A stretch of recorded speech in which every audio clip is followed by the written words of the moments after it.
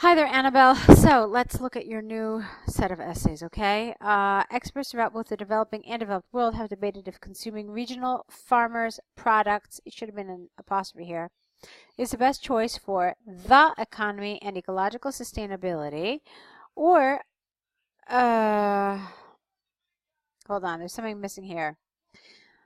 There's a word missing, so let's try it again.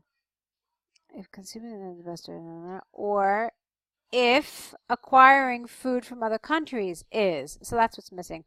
Or if is. Okay? Some believe foreign products are the best. Here you need contrast. So, however, personally I strongly disagree. This essay will argue both viewpoints. One of the viewpoints, I'm not really sure, but you can't just say it will argue. We'll argue both views using examples from the UK government and Oxford University to demonstrate points and prove arguments, okay? On the one hand, there is ample evidence that imported food is processed and treated with many chemicals. The central reason behind this is twofold. What happened here? You have a comma and then you have a capital. So perhaps you meant full stop and then a new sentence. Firstly, products are required to have preservatives, and secondly, pesticides need to prevent any plague contamination. For example, recent empirical research by the UK government demonstrated that 90% of all processed foods are the cause of many allergies in people who consume them on a regular basis. It must not be forgotten that although they might seem healthy, some of them are even genetically modified. Therefore, it is conclusively clear that imported products are not the healthiest compared to local. Okay. So let's talk about this paragraph in terms of, well, many different things. First of all, I am going to differ. Now, this is the minor point. I'm going to differ with this that imported foods are processed and treated with chemicals. You shouldn't assume that because a lot of times people actually import organic food from overseas, especially when those kinds of foods are not available in their own market. So this is more of a how can I say this, an argument type of critique rather than a writing critique. Now, a lot of people will say that IELTS is not an essay. IELTS is not a test that really tests your ideas, but rather your way to express them.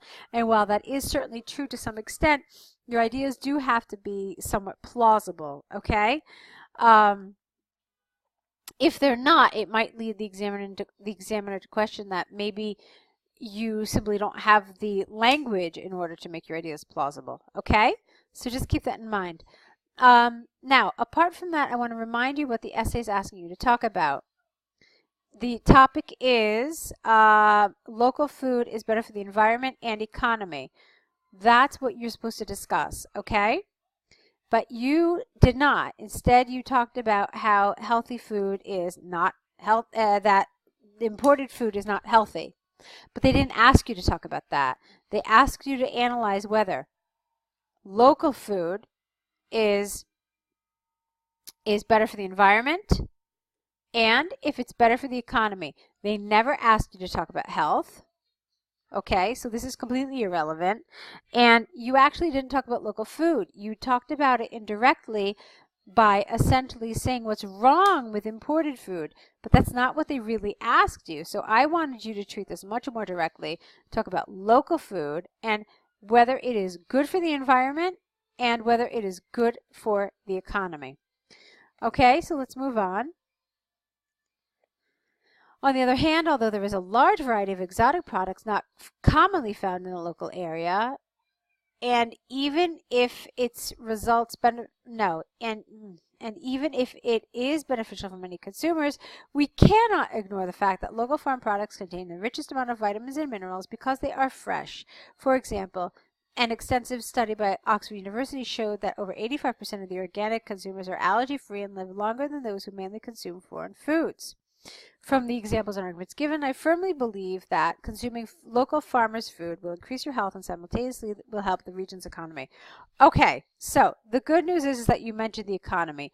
The bad news is that it was just one word about the economy. The rest of this, again, was about health, but that's not what they asked you. So you've developed this inappropriately. Okay? One thing you could have done here is you could have talked about local foods' effect on the environment, and in this paragraph, local foods' effect on the economy. But talking about health is not what they've asked you.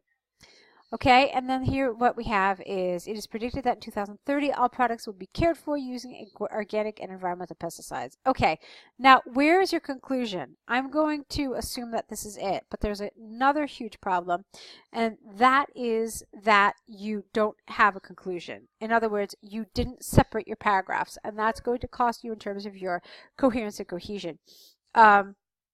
Because an examiner looking at this will think, okay, well, we've got an introduction, we've got 2 body paragraphs. Where's the conclusion? You didn't delineate it anywhere, and so it looks like you just don't have one. Either that or you don't understand paragraphing, so you have to be super careful here. Definitely indicate where your new paragraphs start by leaving a line between each of the paragraphs, okay? So that's enough about your task 2. I think we've said quite a bit about it. The grammar, I think, was mostly okay. The vocabulary was mostly okay, but it's really those 2 areas, task achievement and coherence and cohesion, that are problematic here. Let's take a look at this letter. To whom it may concern, I write this letter to apologize for my non-attendance at this morning's exam. Full stop. Capital. My name is Anabel Pacheco, and I belong to the industrial engineering class. My student number is this, and my case number is this. The reason I missed this exam is because I have been vomiting since last night, so I had to call the doctor right away. After analyzing me, I was diagnosed with a severe stomach infection. Full stop. The doctor ordered me to stay at home after he vaccinated me.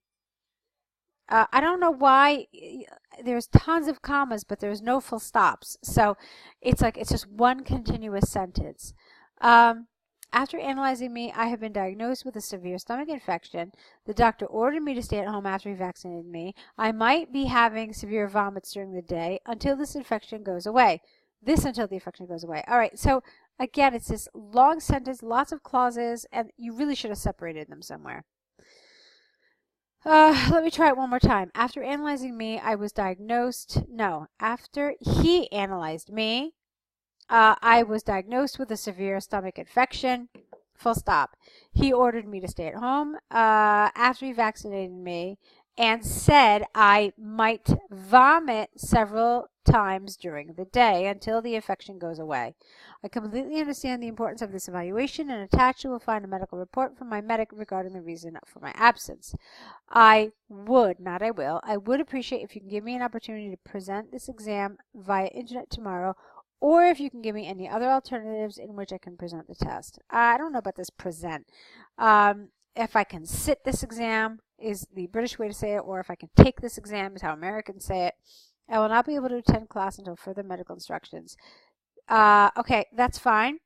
Thank you, not thanks, it's too informal. Thank you for your time, and I look forward to hearing from you. Kind regards, Anabel. Okay, so the thanks was wrong. It's too informal. Okay, second of all, to whom it may concern requires, since you don't know who you're writing to, it requires that you say yours faithfully as your sign off. Okay, it's what we say when we don't know the name of the person we are writing to.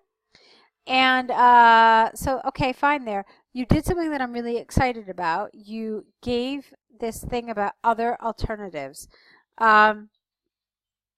Most people forget to do that. They only give one resolution and that's it. So you address this by saying, if you can give me any other alternatives. Now, the prompt does say for you to provide solutions, okay, or suggest some solutions. You didn't. You kind of put the ball in the exam committee's court. You're supposed to suggest the solutions yourself, but I'm at least happy that you addressed this, that they didn't just want one resolution, so that's good. Okay, so this was fine on the whole. So what you need to do now is correct it and send it back to us corrected, add to your error correction list, and write us another set of essays, okay? Go ahead, get that started, and we'll meet back here with your new set. Good luck.